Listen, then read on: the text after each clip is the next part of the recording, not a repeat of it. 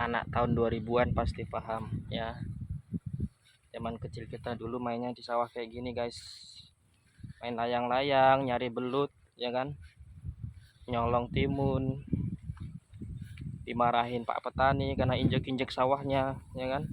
Anak sekarang mah mana ada yang mau ke sawah mainnya ya kan. Kalau nggak main gadget, HP-an di rumah, udah gitu aja. Makanya pada kurang vitamin ya kan. Kita dulu yang masih kecilnya mainnya ke sawah-sawah tuh pada kuat-kuat, nggak pernah pakai sendal kemana-mana ya. Anak sekarang aduh, apa-apa dikit sakit, apa-apa dikit fisiknya pada lemah ya kan.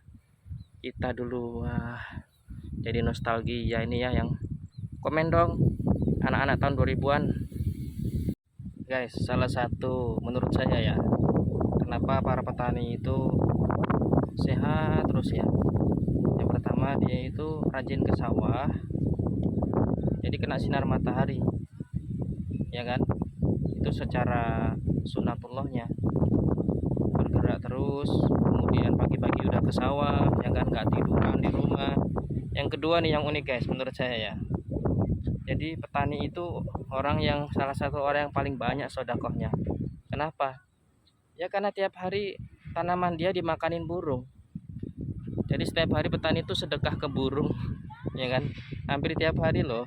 Padinya mereka itu dimakan sama burung ya kan. Itu kan jadi sedekah. Makanya itu salah satu jalan mereka itu dapat anugerah rahmat dari Allah berupa kesehatan, karena sedekahnya banyak para petani guys. Salah satu menurut saya ya, kenapa para petani itu sehat terus ya.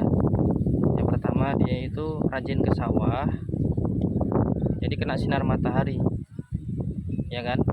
Itu secara sunatullahnya, bergerak terus, kemudian pagi-pagi udah ke sawah ya kan, nggak tiduran di rumah. Yang kedua nih yang unik guys menurut saya ya, jadi petani itu orang yang salah satu orang yang paling banyak sedekahnya. Kenapa? Ya karena tiap hari tanaman dia dimakanin burung. Jadi setiap hari petani itu sedekah ke burung ya kan, hampir tiap hari loh. Padinya mereka itu dimakan sama burung ya kan. Itu kan jadi sedekah. Makanya itu salah satu jalan mereka itu dapat anugerah rahmat dari Allah berupa kesehatan, karena sedekahnya banyak para petani. Orang yang dianggap rendah pekerjaannya, ternyata